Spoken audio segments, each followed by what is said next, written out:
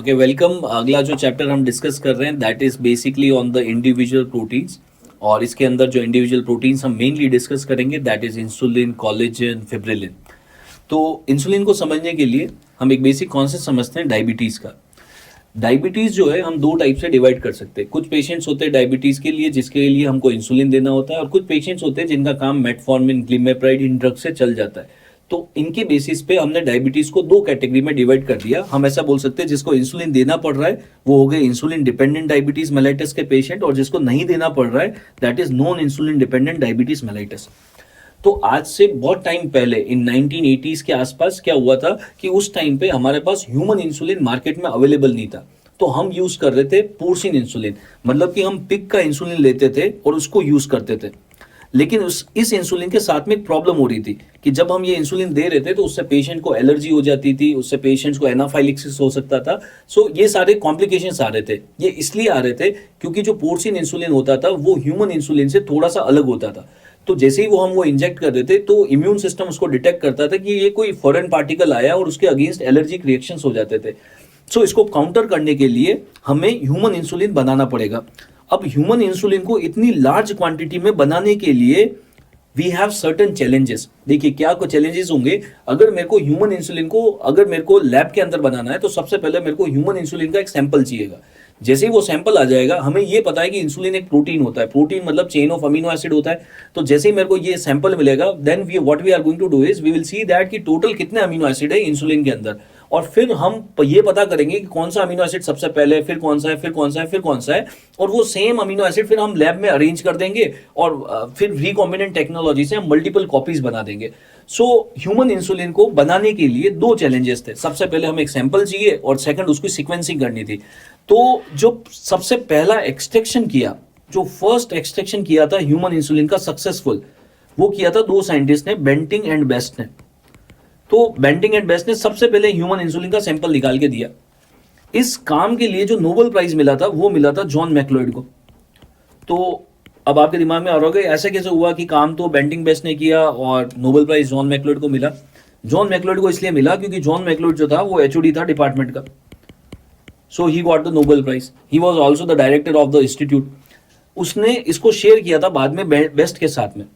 So that is a controversial part. तो इससे कभी एमसीक्यू नहीं आएगा। क्वेश्चन ये आएगा कि सैंपल तो आ गया, अब इसका क्या करना था, सीक्वेंसिंग करनी थी। सो द क्वेश्चन वाज कि जब हमारे पास इंसुलिन का सैंपल आ गया तो उसकी सबसे पहले सीक्वेंसिंग किसने की।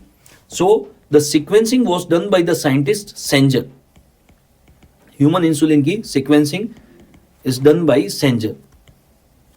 हम इसको याद रख लेंगे, S for sequencing, S for Sanger से। सेंजर ने जब सीक्वेंसिंग की तो उसने केमिकल यूज किया था। Sanger used one chemical that is 1-fluoro-2,4-dinitrobenzene। सेंजर ने 1-fluoro-2,4-dinitrobenzene यूज किया था। तो इसको अब हम बोलने लग गए सेंजर्स रिएजेंट। इसका नाम हो गया सेंजर्स रिएजेंट।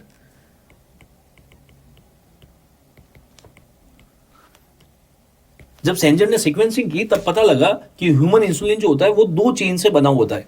ह्यूमन इंसुलिन के अंदर अमीनो एसिड की दो चेन होती है, चेन ए और चेन बी।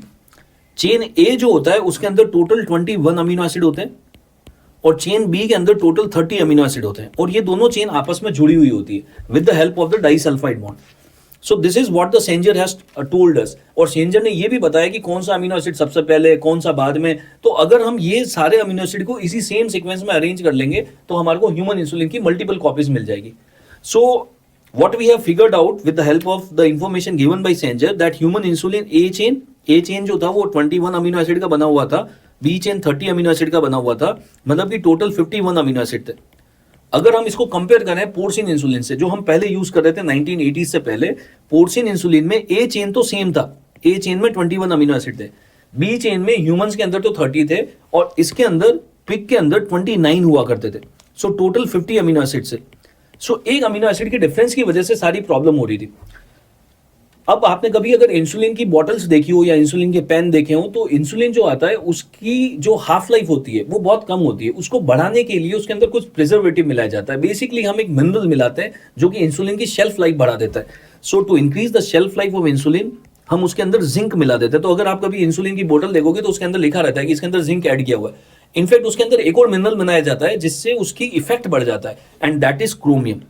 सो क्रोमियम क्या कर रहा है? क्रोमियम जो है इंसुलिन की एफिकेसी को बढ़ा रहा है, और जिंक क्या कर रहा है? उसकी शेल्फ लाइफ को बढ़ा रहा है. तो जब भी ये एमसीक्यू आता है, आप ध्यान से ये पढ़ना है कि वो एमसीक्यू में पूछ क्या रहे हैं, शेल्फ लाइफ पूछ रहे हैं या एफिकेसी पूछ रहे हैं. अगर शेल्फ लाइफ पूछेंगे तो किसने बढ़ाया?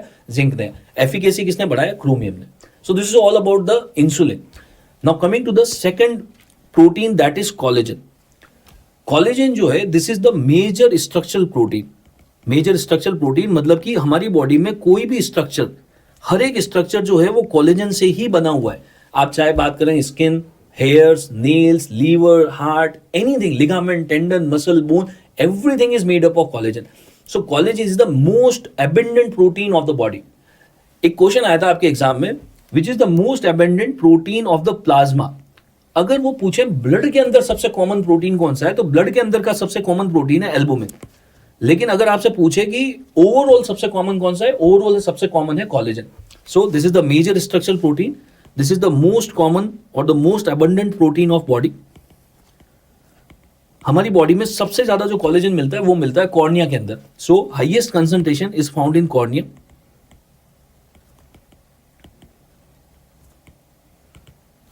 Highest concentration is found in cornea, followed by skin. These are some of the basic points to be remembered regarding the collagen. Now अभी तक हमें ये समझ में आ गया कि हमारी बॉडी में ऑलमोस्ट सारी चीजें कोलेजन से बनी हुई है. हमारी बॉडी में अगर आपसे पूछा जाए कि कितने टाइप्स के कोलेजन होते हैं, if I ask you that how many types of collagen we have more than 20 types of collagen in our body. So if they say that, say for example collagen type 1, collagen type 1 कहाँ पे होता है? Collagen type 1 होता है bone के अंदर. Bone, ligament, tendons, इनके अंदर टाइप 1 कोलेजन होता है. देखो पूरी जो लिस्ट है वो तो इंपॉर्टेंट नहीं है, हमें केवल इंपॉर्टेंट याद रखना है. जैसे कि टाइप 1 कहाँ पे होता है, तो बोन, लिगामेंट, टेंडन में होता है. टाइप 2 कहाँ पे मिलता है? It is mainly in the cartilage. Type 3 कहाँ पे मिलता है? तो टाइप 3 मिलता है हमें मेजर ब्लड वेसल्स में, such as aorta, major blood vessels के अंदर. टाइप 4 कोलेजन कहाँ पे मिलता है? बेसमेंट मेम्ब्रेन के अंदर.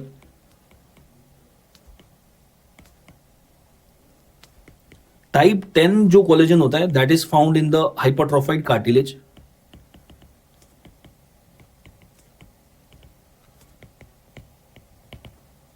टाइप 17 जो होता है that is found in the hemidesmosome. Type 19 जो होता है that is associated with the रेब्डोमायोसार्कोमा.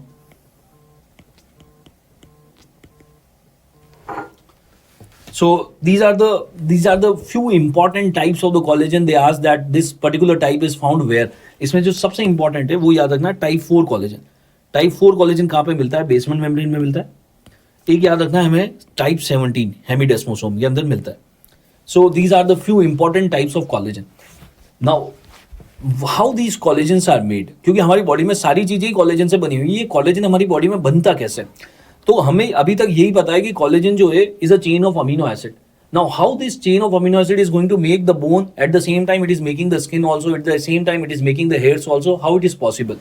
So collagen का जो सिंथेसिस होता है ये होता है फाइब्रोब्लास्ट के अंदर. क्योंकि कोलेजन एक प्रोटीन है, प्रोटीन मतलब चेन ऑफ अमीनो एसिड है. तो कौन से अमीनो एसिड होते हैं कोलेजन के अंदर? कोलेजन के अंदर जो सबसे कॉमन अमीनो एसिड होता है वो होता है glycine. Glycine. Then the second amino acid that comes, जिसको हम लिख रहे हैं X, और जो थर्ड अमीनो एसिड है उसको हम लिख रहे हैं Y. तो बेसिकली कोलेजन जो होता है वो 3 अमीनो एसिड से मिलकर बनता है, ग्लाइसिन, X, Y. फिर ये सीक्वेंस बार बार रिपीट होगा, glycine XY, glycine XY, glycine XY, glycine XY, ये चलता ही रहेगा. और इस तरीके से हम एक लंबा चेन बनाएंगे अमीनो एसिड का. अब ये XY क्या है? ये जो X होता है this is mostly it is replaced by, जो X होता है this is mostly replaced by proline. Proline amino acid से रिप्लेस होता है. और ये जो Y है that is mainly replaced by lysine. So अगर आपसे पूछा जाए कि कोलेजन के अंदर 3 कौन से कॉमन अमीनो एसिड मिलते हैं, तो glycine, proline, lysine, glycine, proline, lysine, glycine, proline, lysine, और एक लंबा चेन बनाएगा. लेकिन अगर आपसे पूछ ले इन तीनों में से सबसे कॉमनली कौन सा मिलेगा, तो सबसे कॉमन मिलेगा ग्लाइसिन. जब हम इन 3 अमीनो एसिड की मल्टीपल चेन्स बनाएंगे, so I am writing into N, हमने ये 3 अमीनो एसिड को बार बार जोड़ के एक लंबा सा चेन बना दिया. इसको हम बोलते हैं pre pro collagen. Pre pro collagen. ये जो प्री प्रो कोलेजन होता है ये तो एक single chain of amino acid है. ये इतना स्ट्रांग नहीं है कि ये आपकी बोन बना ले, आपका मसल्स बना दे। तो इसको हमको स्ट्रांग बनाना है। इसको स्ट्रांग बनाने के लिए इसके ऊपर कुछ मॉडिफिकेशन करने पड़ेंगे। मान लेते हैं ये वो एक प्री प्रो कोलेजन की चेन है, तो इसको स्ट्रांग कैसे बनाएंगे? तो इसको स्ट्रांग बनाने के लिए फाइब्रोब्लास्ट क्या करता है, प्री प्रो कोलेजन की 3 चेन्स लेता है और तीनों चेन को एक दूसरे के ऊपर ट्विस्ट कर देता है। सो अगर हम प्री प्रो कोलेजन की 3 चेन लेंगे और उसको एक दूसरे के ऊपर ट्विस्ट कर देंगे तो बेसिकली हम एक ट्रिपल हेलिक्स बना देंगे। It's going to be triple helix formation. So जो सबसे पहला मॉडिफिकेशन हो रहा है that is triple helix formation. हमने ट्रिपल हेलिक्स बनाया। इसको और स्ट्रॉन्ग करने के लिए इसके ऊपर प्री प्रो जो ट्रिपल हेलिक्स हमने बनाया है इसके ऊपर कुछ ग्लूकोज के मॉलिक्यूल्स को ऐड कर दिया जाता है। अगर आप ग्लूकोज के मॉलिक्यूल्स को ऐड कर देते हो इसको हम बोलते हैं ग्लाइकेशन। थर्ड थिंग जो हम इसके ऊपर करते हैं इसको स्ट्रॉन्ग बनाने के लिए, इसके ऊपर हम अल्कोहल के मॉलिक्यूल्स को ऐड कर देते हैं। If you add hydroxyl group that is called as hydroxylation. Hydroxylation, और ये जो हाइड्रोक्सिलेशन होता है ये हाइड्रोक्सिलेशन होता है with the help of vitamin C. जब हम ये 3 मॉडिफिकेशन करते हैं प्री प्रो कोलेजन के ऊपर, ट्रिपल हेलिक्स बना दिया, उसके ऊपर ग्लूकोज चिपका दिया, उसी के ऊपर अल्कोहल चिपका दिया, जब हम ये तीनों मॉडिफिकेशन करते हैं तो प्री प्रो कोलेजन थोड़ा सा स्ट्रांग हो जाता है और इसको अब हम बोलने लग जाते हैं pro collagen. Pre pro collagen से ये कन्वर्ट हो गया और इसको हमने बोल दिया प्रो कोलेजन। ये प्रो कोलेजन जो होता है ये अब फाइब्रोब्लास्ट से बाहर आ जाता है। अब ये प्रो कोलेजन रिलेटिवली तो स्ट्रांग हो गया, लेकिन अभी भी ये इतना स्ट्रांग नहीं है कि ये आपके बोन्स बना दे, लिगामेंट बना दे, टेंडन्स बना दे। इतना स्ट्रांग नहीं हुआ है, थोड़ा स्ट्रांग हो गया है। तो इसके ऊपर अब और मॉडिफिकेशन करना पड़ेगा, लेकिन अब ये मॉडिफिकेशन होंगे फाइब्रोब्लास्ट के बाहर। सबसे पहला जो इसके ऊपर अब मॉडिफिकेशन होगा that is going to be ये जो टर्मिनल पार्ट्स हैं इनको कट कर दिया जाएगा। So I can say there is going to be trimming of the terminals.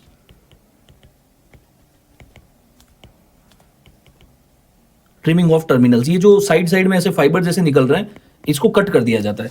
जब आप टर्मिनल फाइबर्स को ट्रिम कर देंगे सो ये स्ट्रक्चर कुछ इस तरीके से दिखेगा। There is going to be triple helix और हमने टर्मिनल फाइबर्स को ट्रिम कर दिए।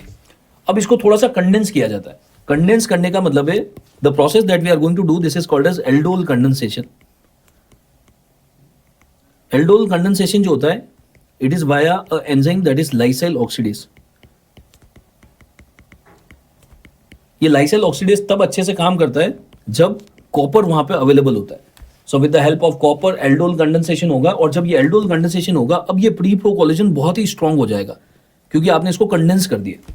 और अब ये जो मॉलिक्यूल बना है इसको हम बोलते हैं ट्रोपो कोलेजन। सो प्रो कोलेजन अब कन्वर्ट हो गया ट्रोपो कोलेजन में, और ये ट्रोपो कोलेजन अब बहुत स्ट्रांग होता है। It is like a brick. अब इस ट्रोपो कोलेजन को मतलब कि ऐसे बहुत सारे ट्रोपो कोलेजन के मॉलिक्यूल बनेंगे, इसको आप अलग अलग तरीके से अरेंज कर सकते हो। आप इसको कंटिन्यूअस लीनियर सीक्वेंस में अरेंज कर सकते हो, आप इसको स्टैक कर सकते हो। सो डिफरेंट डिफरेंट अरेंजमेंट से हम डिफरेंट डिफरेंट टाइप्स के कोलेजन बना देंगे। So tropo collagen we will arrange these molecule, different arrangements will make the different types of collagen.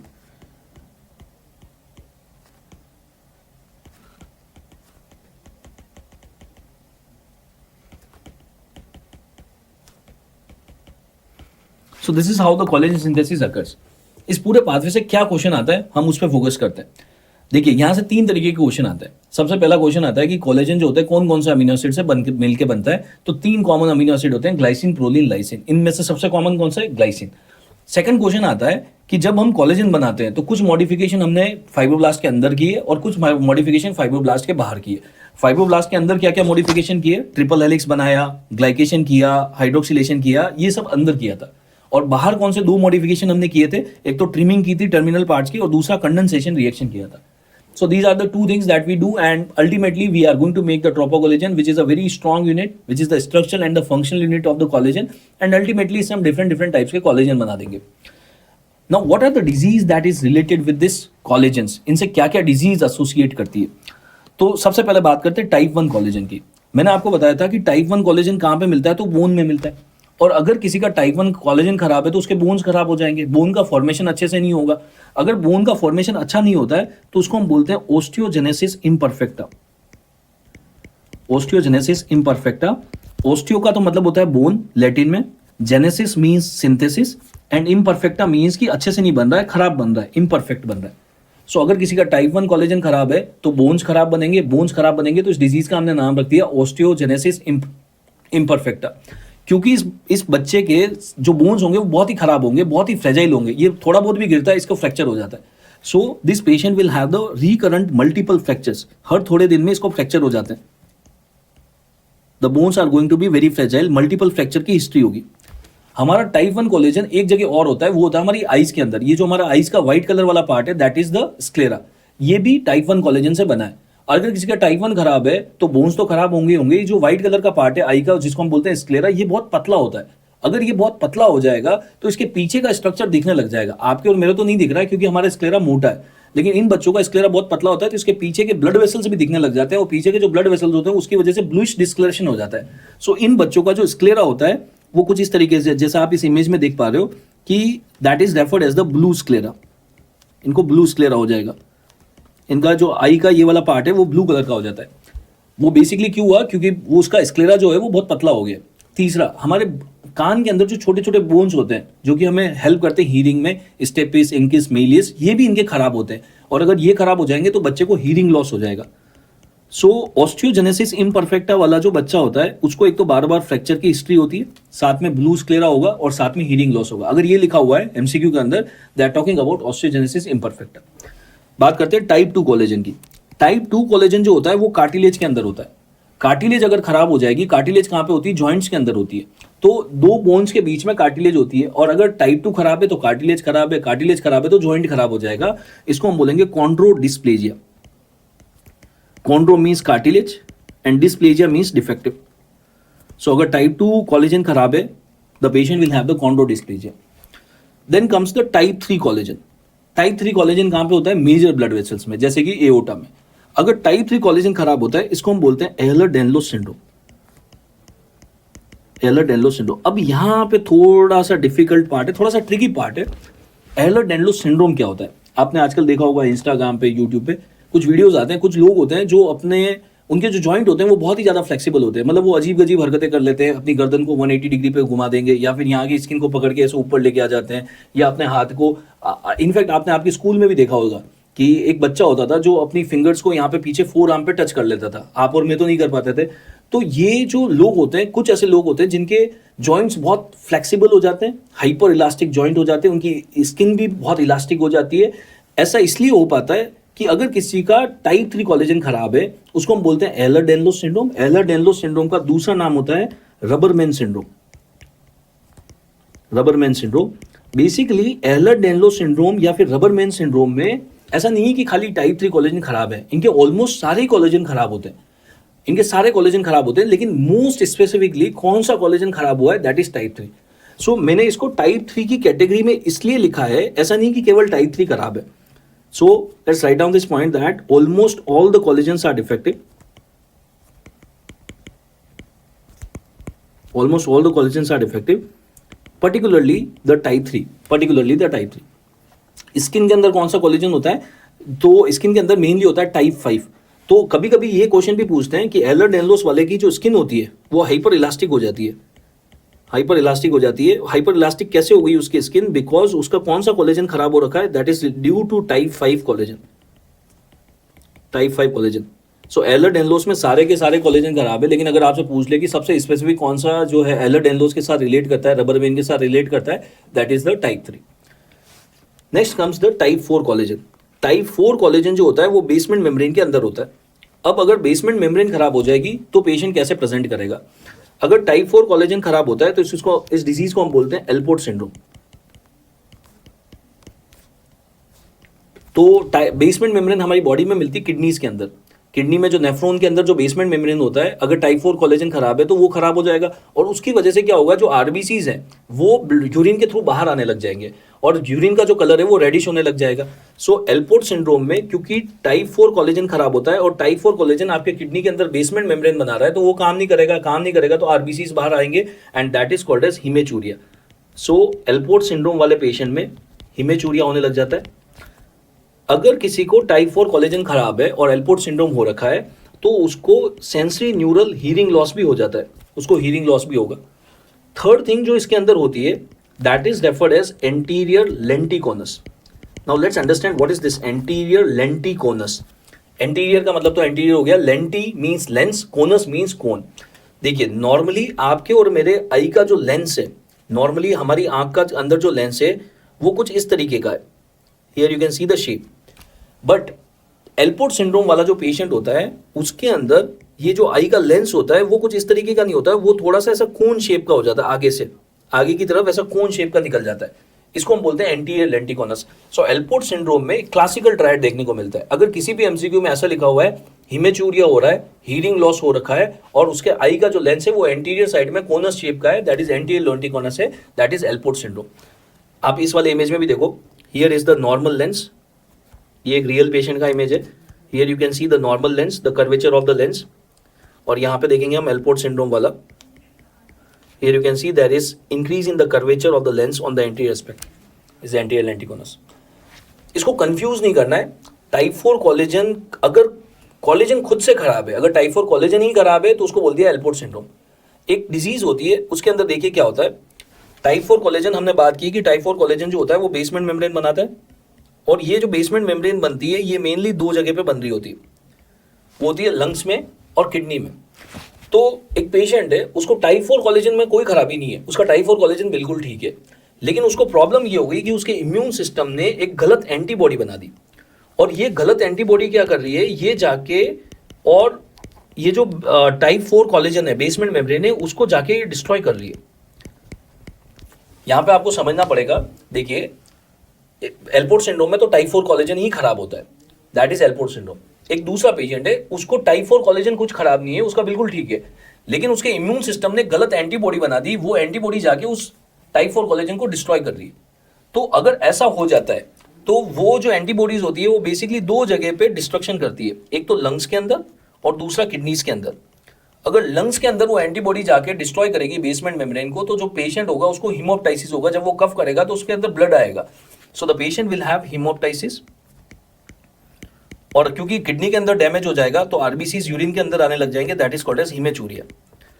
इस पूरे कॉम्बिनेशन को haemoptysis with haematuria, this particular combination is called as Goodpasture syndrome. So Goodpasture syndrome को Alport syndrome से confuse नहीं करना है। Alport syndrome में type 4 collagen खुद से खराब है, गुड पास्चर में टाइप 4 खराब नहीं है, गलत एंटीबॉडीज बन गए और उसने जाके उसको खराब कर दिया। Now let's understand one more disorder which is related with this collagen, that is called as the bullovesical disorders. अब ये bullovesical disorders क्या होते हैं? स्किन की कुछ ऐसी डिजीज होती है जिसके अंदर स्किन के ऊपर बुल्ला और वेसाइकल्स बन जाते हैं, और these disease बिकॉज ऐसा केवल एक डिजीज के अंदर नहीं होता है, ऐसा बहुत सारी डिजीज के अंदर हो सकता है, जैसे स्किन के ऊपर बहुत सारे बुल्लास और वेसाइकल्स बन गए कुछ इस तरीके से। Here you can see in these images, you can see a lot of bullas and vesicles are there on the skin. तो जिन भी डिजीज के अंदर बुल्ला वेसिकल बनते, all these disease as a group is called as bullous vesicle disorders.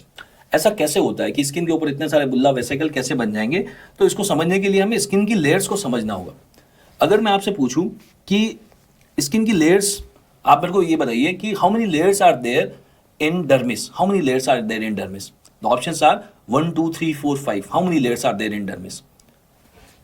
If your answer is 4 और 5, if your answer is 4 or 5, then both the answers are wrong.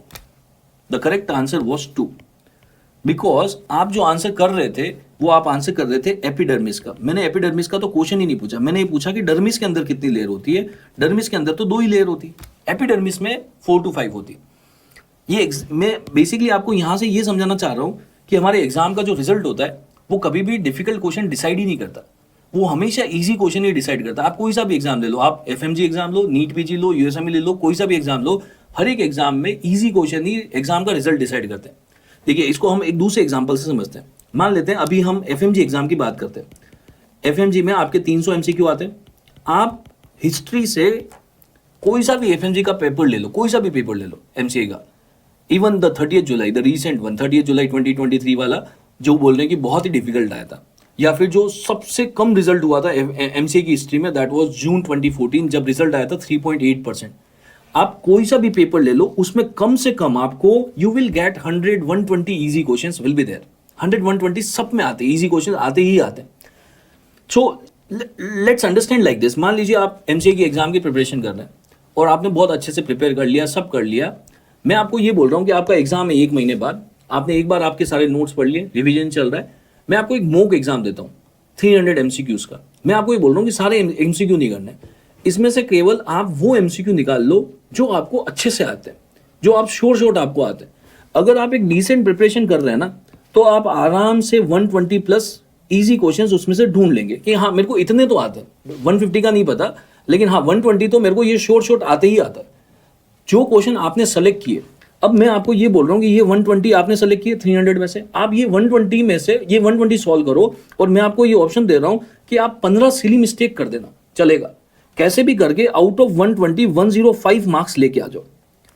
So it doesn't look a big task, right. 300 में से 120 select करने और 120 में से 105 ही सही करने, मतलब कि out of 300 I am saying that कि कैसे भी करके 105 सही कर दो। अगर आपने ऐसा कर दिया तो हमारा एग्जाम क्लियर हो गया। कैसे क्लियर हो गया? बाकी के जो रिमेनिंग 180 क्वेश्चन है, 180 क्वेश्चन में हर एक ऑप्शन की सही होने की प्रोबेबिलिटी है 45 की। मतलब कि बाकी के बचे हुए 180 क्वेश्चन में अगर कोई बी टिक कर दे तो भी उसको 45 मार्क्स मिल जाएंगे। So 105 plus 45 it's going to be 150 plus, और यही तो हमें चाहिए होता है। तो बेसिकली फिर एग्जाम का रिजल्ट क्यों नहीं आ रहा है? एग्जाम का रिजल्ट आ रहा है 10% 20%, ये इतना ही आसान है कि यार 300 में से 105 ही सही करने, तो एग्जाम का रिजल्ट क्यों नहीं आ रहा है? एग्जाम का रिजल्ट इसलिए नहीं आ रहा है क्योंकि हमारा ह्यूमन बिहेवियर जो है ना, वो कुछ इस तरीके से काम करता है। We get so much influenced from the surroundings कि मेरा पास वाला वो यहाँ से पढ़ रहा है, वो यहाँ से पढ़ रहा है, वो ये पढ़ रहा है, तो वी गेट इन्फ्लुएंस्ड और हम वो कंटेंट भी पढ़ने लग जाते हैं। वो भी, मैं नहीं बोल रहा हूँ कि कोई कंटेंट खराब है, सारा कंटेंट अच्छा है। द पॉइंट इज कि हम उसको डाइजेस्ट कर पा रहे हैं या नहीं कर पा रहे, क्योंकि किसी भी कम्पिटिटिव एग्जाम में जो रिजल्ट आता है वो आता है रिवीजन से। The more the revision the more the output. It's not about the content, the less the content the more the revision, the more the revision the more the output.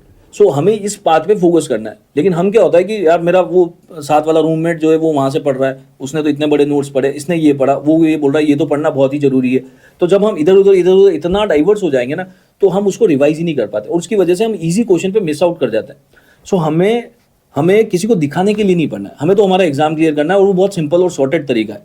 हम कम पढ़ेंगे लेकिन अच्छा पढ़ेंगे, and once we keep the things like this. और easy question क्यों गलत हो जाते हैं? देखो, आपको आते थे 120 क्वेश्चन, अभी मैंने ये एग्जांपल दिया था कि कितनी लेयर्स होती है डर्मिस के अंदर, लेकिन हमारा तुरंत आंसर चला गया 4-5, क्योंकि हमारे दिमाग में हमेशा एपिडर्मिस ही चलता रहता है, और फिर वो हमारा ट्यूबुलर विजन हो जाता है कि हमने आंसर दे दिया 4, तो अब अगर हम वापस से रीचेक भी करते हैं ना, तो भी हमें वही दिखता है 4 ही होगा, इसका तो शॉर्ट है, आगे चलो। तो हम उसको कभी वापस सही कर ही नहीं पाते, and that after coming from the exam फिर हमें लगता है अरे यार सिली मिस्टेक हो गया। The silly mistake happened because see, अगर डिफिकल्ट क्वेश्चन आता है तो आप उसको ऐसे वर्ड बाय वर्ड पढ़ते हो। कोमा लिखा हुआ है उसको भी पढ़ रहे हो, उसको तो इतना अटेंशन दे दिया आपने, जिसकी सही होने की प्रोबेबिलिटी बिल्कुल नहीं थी। लेकिन जैसे इजी क्वेश्चन आया आप तुरंत आंसर पे जंप कर दे। डिफिकल्ट क्वेश्चन भी आपको 1 मार्क दे रहा था, इजी क्वेश्चन भी 1 मार्क दे रहा था, लेकिन इजी क्वेश्चन के सही होने की प्रोबेबिलिटी थी, लेकिन आपने उसको अटेंशन ही नहीं दिया, तो हो सकता है वहां गलत हो जाए। तो मैं ये बोलता हूँ कि इजी क्वेश्चन को हमें ज्यादा अटेंशन देना चाहिए, क्योंकि उसकी सही होने की प्रोबेबिलिटी, लेकिन हम करते हैं उल्टा एग्जाम के अंदर। And we have to make it a habit. It's not a overnight phenomena कि मैं आज सोचूंगा और कल होने लग जाएगा, नहीं होगा। हमें ये हैबिट डेवलप करना पड़ेगा। जब हम एमसीक्यू कर रहे हैं ना, तो हमें वो सीरियसनेस लाना पड़ेगा। किस लेवल का सीरियसनेस चाहिए, मैं आपको एक एग्जांपल से समझा रहा हूं। मान लीजिए अगर नेट बोर्ड कुछ इस तरीके का रूल चेंज करता है कि आपको 300 में से 150 लेके आने हैं, और नेट बोर्ड ने रूल चेंज कर दिया। अब ये बोल रहा है कि जैसे ही आप आपका ऑप्शन सबमिट करते हो, जब आप नेक्स्ट क्वेश्चन पे जाते हो, तो आपको तुरंत बता दिया जाता है कि आपने आंसर सही किया, गलत किया। आपने 299 क्वेश्चन सबमिट कर दिए, आपका स्कोर चल रहा है 149, और क्वेश्चन पे है, स्क्रीन पे है आपका क्वेश्चन नंबर 300। अब जो आपको ये जो क्वेश्चन है, आपको पता है कि ये जो क्वेश्चन है ये आपके 6 महीने ले सकता है, 6 महीने दे भी सकता है। तो वो जो सीरियसनेस आप फील करोगे उस क्वेश्चन के साथ में, 299 में से 149 लेके आ गए, अब क्वेश्चन नंबर 300 आपकी स्क्रीन पे, जो आपको किसी भी हालत में सही करना है, वो जो अटेंशन आप उस क्वेश्चन को देने वाले हो, अगर उस एमसीक्यू में आपसे नाम भी पूछ लेगा ना, तो आप 3 बार ऑप्शन पढ़ के फिर टिक करोगे। तो वो अटेंशन हमको इजी क्वेश्चन और हर एक क्वेश्चन के साथ देना है। इनफैक्ट जब आप क्वेश्चन घर पे कर रहे हो, लाइब्रेरी में कर रहे हो, किसी ऐप पे कर रहे हो, कहीं पे भी कर रहे हो, वो अटेंशन देना है। And once we will develop this habit, the things will be very smooth, the journey will be very smooth. So let's come to the point. We were discussing about the bullous vesicle disorder. Bullous vesicle disorder क्या होता है? Skin में कुछ ऐसे disease होते हैं जिसके अंदर बुल्ला और वेसिकल बन जाते हैं। जब हम स्किन की लेयर्स की बात करते हैं, तो मेनली तो 2 लेयर हो जाती है स्किन की। जो ऊपर वाली लेयर है दैट इज एपिडर्मिस, एंड उसके नीचे डर्मिस।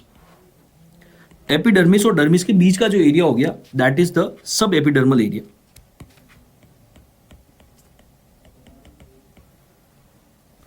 एपिडर्मिस के अंदर 5 लेयर्स होती है।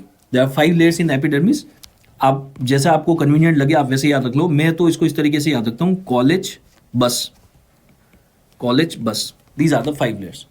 इसके अंदर जो ये एस से स्टार्ट हो रहा है दैट इज स्टेटम स्पिनोसुम, मतलब कि स्पिनोसुम लेयर, स्टेटम स्पिनोसुम।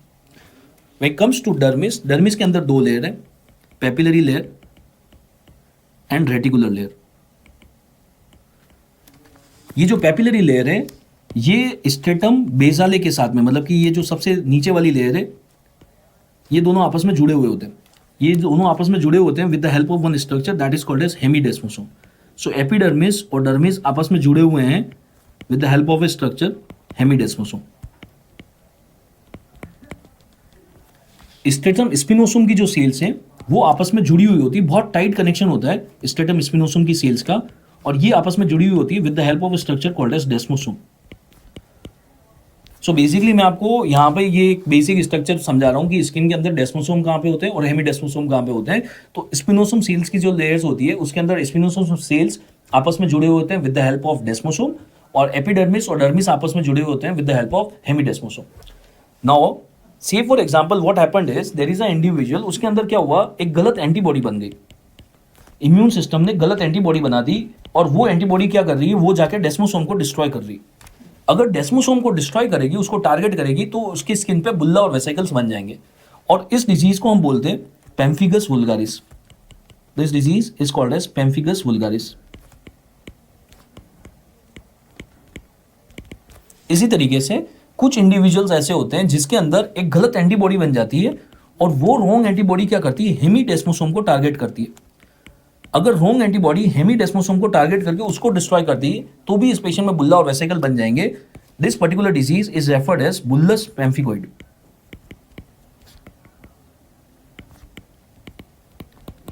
सो बेसिकली मेरा जो अभी इंटेंशन है वो आपको ये समझाना है, 2 बुल्लो वेसिकल डिसऑर्डर आपको आने चाहिए। वैसे तो डर्मेटोलॉजी में आप अलग से इसको बहुत डिटेल में अलग अलग डिस्कस करेंगे, लेकिन अभी के लिए 2 बहुत इंपॉर्टेंट टॉपिक है।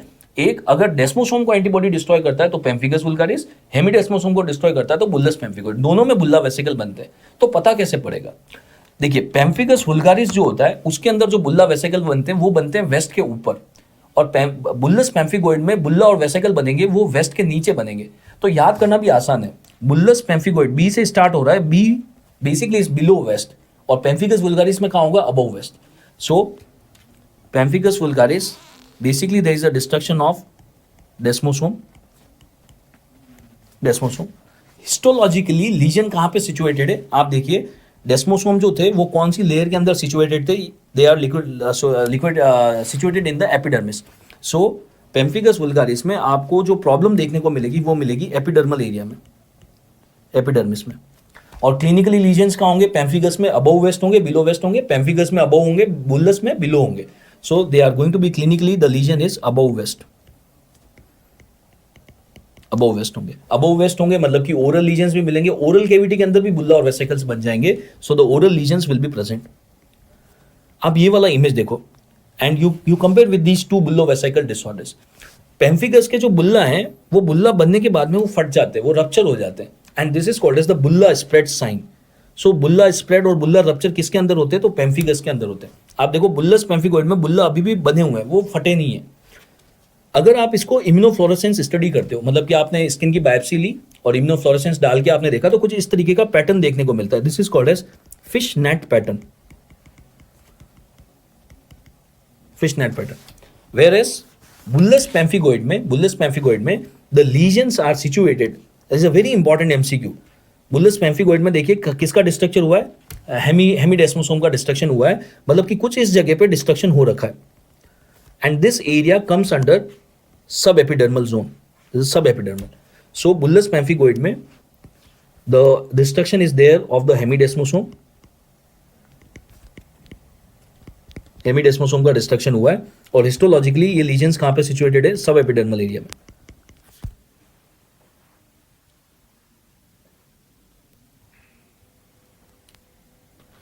Histologically, the lesions are situated in the subepidermal area, and clinically, bullous pemphigoid में lesions कहाँ पे आएंगे, above west, below west, they are going to be below west।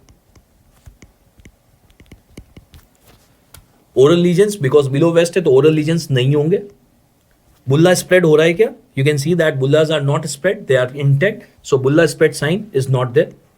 और अगर आप इम्यूनोफ्लोरेसेंस करेंगे तो कुछ इस तरीके का पैटर्न दिखेगा, एक लीनियर पैटर्न दिख रहा है. This is called as the linear pattern. So when it comes to bullous vesicle disorder, और ये हमने यहाँ पे क्यों डिस्कस किया, क्योंकि ये डेस्मोसोम और हेमीडेस्मोसोम से रिलेट कर रहा था, इसलिए हमने इसी चैप्टर में इसको डिस्कस कर लिया. So pemphigus vulgaris, the point to be remembered, pemphigus vulgaris में कौन से स्ट्रक्चर को डिस्कस किया है? डेस्मोसोम को. लीजन कहाँ होंगे? Above waste. बुल्लस पेम्फिगोइड में जो बुल्ला और वेसिकल बनेंगे बिलो वेस्ट बनेंगे, और कौन से स्ट्रक्चर को डैमेज किया है? हेमीडेस्मोसोम को. Next coming to a disease called as scurvy. Scurvy क्यों होता है? आपने सुना भी होगा. Scurvy is due to deficiency of vitamin C. जिन बच्चों को विटामिन सी खाने को नहीं मिलता है, विटामिन सी मतलब कि एस्कॉर्बिक एसिड, जो विटामिन सी की जिनको भी डेफिशिएंसी होगी उनको स्कर्वी हो सकता है. विटामिन सी जो होता है ये सिट्रस फ्रूट्स के अंदर मिलता है, जैसे कि लेमन, इंडियन गूसबेरी, आंवला, मैंगो, ऑरेंज, लेमन, इनके अंदर मिलता है. तो बेसिकली स्कर्वी जो होता है ये लो सोशियो इकोनॉमिक स्टेटस वाले बच्चों में देखने को मिलता है, क्योंकि उनको खाना अच्छे से नहीं मिल रहा है, डाइट अच्छे से नहीं मिल रहा है तो विटामिन सी की डेफिशिएंसी हो जाती है. So what I can see is that vitamin C की डेफिशिएंसी से स्कर्वी हो जाता है. और कैसे होता है ये? विटामिन सी जो होता है ये कोलेजन बनाने में हेल्प कर रहा है. कोलेजन बनाने में कैसे हेल्प कर रहा है? If we just scroll up the notes, आप थोड़ा सा ऊपर जाएंगे तो आप यहाँ पे देखिए, जब हमने कोलेजन सिंथेसिस की बात की थी, कोलेजन सिंथेसिस पाथवे में मैंने आपको लिखाया था कि कोलेजन सिंथेसिस वाले पाथवे में द हाइड्रोक्सिलेशन प्रोसेस, हाइड्रोक्सिलेशन जो होता है वो विटामिन सी की रिक्वायरमेंट करता है. अगर विटामिन सी नहीं होगा तो हाइड्रोक्सिलेशन अच्छे से नहीं होगा, और हाइड्रोक्सिलेशन अच्छे से नहीं होगा तो कोलेजन अच्छे से नहीं बनेंगे, और कोलेजन नहीं बनेंगे तो कोलेजन्स ब्रेक डाउन होने लग जाएंगे. और कोलेजन तो वो चीज़ है जो हमारी बॉडी में सारे स्ट्रक्चर्स बना रही है, including the blood vessels. So what happens is, let's take example. एक एग्जांपल ले लेते हैं. मान लेते हैं 10 साल का बच्चा है जिसका नाम है गोलू. ये गोलू जो है ये लो सोशियो इकोनॉमिक स्टेटस से बिलोंग करता है, और इसको विटामिन सी की डेफिशिएंसी है. अगर विटामिन सी की डेफिशिएंसी है तो इसके कोलेजन जो बन रहे हैं वो डिफेक्टिव बन रहे हैं. और मेनली जो कोलेजन डिफेक्ट होता है वो होता है ब्लड वेसल्स का. स्कर्वी वाले पेशेंट के जो ब्लड वेसल्स होते हैं वो बहुत ही फ्रेजाइल होते हैं, थोड़ा सा लगती है और वो टूट जाते हैं. सो जो गोलू था उसको विटामिन सी की डेफिशिएंसी थी, और उसके ब्लड वेसल्स बहुत फ्रेजाइल थे क्योंकि हाइड्रोक्सिलेशन हो नहीं रहा था. तो एक दिन वो, उसका डेली रूटीन था गली में खेलने का. वो गली में खेलने गया, खेलते खेलते उसको थोड़ी बहुत चोट लग गई, कहीं पे टकरा गया. तो जैसे ही वो टकराया, for example here is the tibia bone. If we take out the tibia bone and we just zoom in, आप देखो बोन के ऊपर जो कवर होता है, the cover of the bone, that is called as periosteum. ये जो periosteum होता है दिस इज पेन सेंसिटिव. इसके अंदर पेन रिसेप्टर्स होते हैं. सो पेरिओस्टियम को पियर्स करके बहुत सारे ब्लड वेसल्स अंदर बोन के अंदर जाते हैं ब्लड सप्लाई को लेके. सो व्हाट हैपेंड वाज, जो गोलू था वो बाहर खेल रहा था, खेलते खेलते थोड़ी सी चोट लग गई उसको टीबिया बोन के वहाँ पे लेफ्ट लोअर लिम्ब में, वहाँ पे चोट लगी. तो वहाँ के जो ब्लड वेसल्स से थोड़े से, क्योंकि फ्रेजाइल थे, आपके और मेरे तो नहीं है लेकिन उसके थे, तो टूट गए. जैसे ही टूट गए वहाँ पे, तो वहाँ पे ब्लीडिंग होने लग गई उस एरिया में. और ये जो ब्लड था ये पेरिओस्टियम के अंदर की तरफ कुछ इस तरीके से इकट्ठा हो जाएगा, और इस तरीके से इकट्ठे होने की वजह से इसका जो पेरिओस्टियम है, there is a stretch in the periosteum. Periosteum जो है उसके अंदर स्ट्रेच हो गया, और जैसे ही पेरिओस्टियम में स्ट्रेच होगा ये तो पेनफुल हो जाएगा. It's going to be very painful because periosteum is a painful structure, so it's going to be painful. अब इस बच्चे को ये समझ में आ गया कि जैसे ही उसका पैर वो थोड़ा बहुत भी मूव कर रहा है उसको बहुत पेन होता है, क्योंकि पेरिओस्टियम थोड़ा सा हिलता है तो पेन होने लग जाता है. तो उसने, उस बच्चे ने अपने लिम्ब के मूवमेंट को, वो वाला जो लोअर लिम्ब है उसमें मूवमेंट बिल्कुल बंद कर दिया. So because the pain was there, so there is decrease in the limb movement. उस लिम्ब में मूवमेंट जो होगा कम हो जाएगा. वो घर पे आ गया, वो घर पे आके कोने में बैठा था, रो रहा था. उसकी मदर आई, क्या हुआ?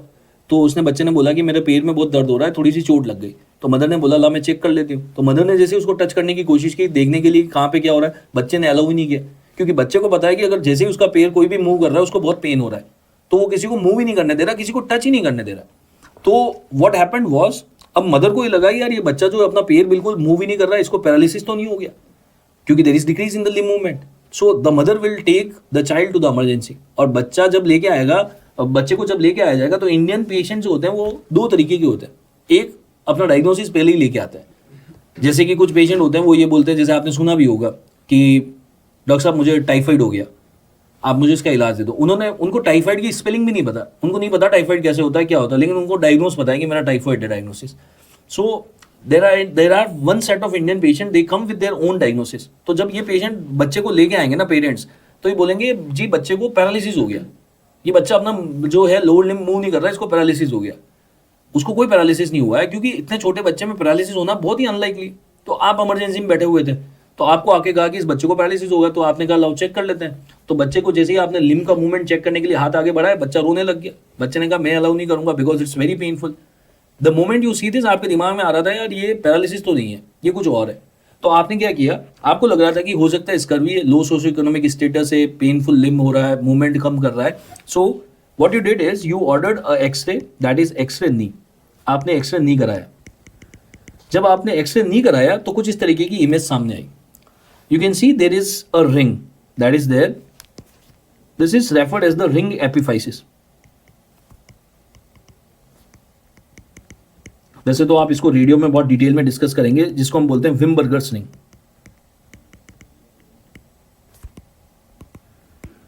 सो जब आपने एक्सरे नहीं कराया गोलू का, तो उसके अंदर विमबर्गर्स रिंग देखने को मिल रही थी। इनफैक्ट विमबर्गर्स रिंग के जस्ट नीचे आप देखो, ध्यान से देखोगे तो एक व्हाइट कलर की लाइन भी देखने को मिलेगी। This is called as white line of Frankel. So Wimberger ring, white line of Frankel, ये आपको देखने को मिली। अगर आप ये पास वाला एक्सरे देखो, इसके अंदर सब कुछ क्लियर कट दिख रहा है। This is the Wimberger's ring. Wimberger ring के नीचे आपको ये व्हाइट लाइन देखने को मिल रही है, this is the white line of Frankel. और व्हाइट लाइन ऑफ फ्रैंकल के जस्ट नीचे आप देखो ब्लैक कलर का एक जोन देखने को मिलेगा। This is called as the trummer field zone. Black colour का जोन आता है ट्रमर फील्ड जोन। सो आपको उसके गोलू के एक्सरे नी के अंदर ये सारी चीजें देखने को मिली। रिंग एपिफाइसिस था, फ्रैंकल लाइन थी, ट्रमर फील्ड जोन्स थे। So you understood it's clear cut scurvy. तो आपने पेरेंट्स को कहा घबराने की कोई बात नहीं है, it's more likely scurvy, let's examine some other areas. क्योंकि अगर ब्लीडिंग हो रही है तो ब्लीडिंग दूसरी जगह भी हो रही होगी, जैसे कि hair follicles. If you see the hair follicles, तो हेयर फॉलिकल के यहाँ पे अंदर छोटे छोटे ब्लड वेसल्स होते हैं, और इन बच्चों में ये हेयर फॉलिकल्स के जो ब्लड वेसल्स होते हैं ये फट जाते हैं, उसकी वजह से उनकी स्किन पे ऐसे रेड रेड रेड डॉट्स देखने को मिलते हैं। So that is referred as the parafollicular bleed. So you might see parafollicular bleeds, or you can see bleeding in the gums. So these are the various other features that you might get in a patient of scurvy. आपने ये सब देखा और आपने तुरंत diagnose कर लिया ये स्कर्वी है। इसके ट्रीटमेंट में you are going to give vitamin C. जैसे ही आप इस बच्चे को विटामिन सी दोगे, this child is going to run like anything. The parents will be in the your feet कि आपने इस धरती पे पहली बार पैरालिसिस को ठीक कर लिया। एक्चुअल में आपने पैरालिसिस को ठीक नहीं किया, आपने सूडो पैरालिसिस को ठीक किया। तो ये जो decrease movement of the limb होता है, इसको स्कर्वी में टेक्स्ट बुक में लिखा जाता है this is pseudo paralysis, is not paralysis, this is pseudo paralysis. आपने सूडो पैरालिसिस को ठीक कर दिया। Pseudo paralysis is a feature of scurvy, the feature of scurvy. और स्कर्वी क्यों होता है? विटामिन सी की डेफिशिएंसी से जो ब्लड वेसल्स बनते हैं उनका जो कोलेजन होता है वो डिफेक्टिव होता है। कौन सी रिएक्शन डिफेक्टिव होती है? हाइड्रोक्सिलेशन, और उसकी वजह से ये सारी चीजें हो जाती है। The next individual, this is all about the collagen. ये सारा हमने कोलेजन के बारे में डिस्कस किया, कोलेजन के डिसऑर्डर्स डिस्कस किए कि टाइप 1 खराब है तो क्या होगा, टाइप 2 खराब है तो क्या होगा, 3 खराब है तो क्या होगा।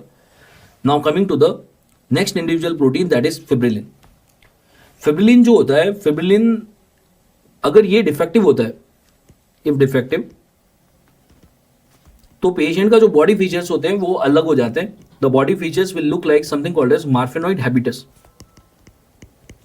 मैंने आपको पहले होमोसिस्टीन जब पढ़ाया था उस वीडियो में मैंने आपको बताया था मार्फेनॉइड हैबिटस क्या होता है।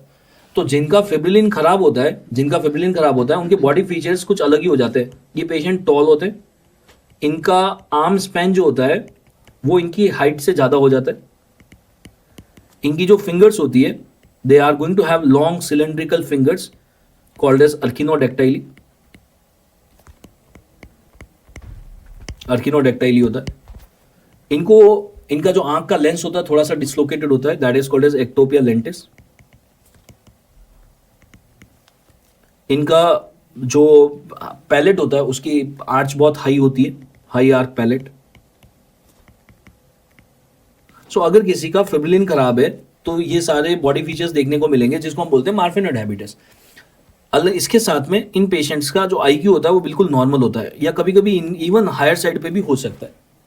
अगर आपको ये दो कॉम्बिनेशन देखने को मिल जाए किसी भी एमसीक्यू में, ये लिखा हुआ है मार्फेनॉइड हैबिटस है और पेशेंट की आईक्यू बिल्कुल ठीक है या हायर साइड पे है, the diagnosis that is going towards is Marfan syndrome.